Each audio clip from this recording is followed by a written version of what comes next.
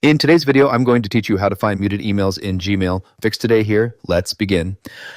First, go to the Gmail website and make sure you're already logged into your account. Once you're inside your inbox, move to the top of the screen and click into the search mail bar. Type is muted into the search box. Make sure you include the colon between is and muted with no spaces. After typing it, press enter on your keyboard to run the search. Gmail will now display a list of all conversations that are currently muted in your account. Scroll through the results to review the muted email threads. If you want to read a specific conversation, click directly on that email thread to open it and view its content.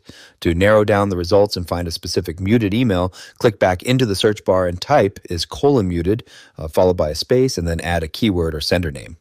For example, you can type is muted from example@gmail.com to filter muted emails from a particular sender. Press enter again to see the filtered results based on your search criteria. If you found this useful, subscribe for more clear tutorials, and I'll see you in the next video. Congratulations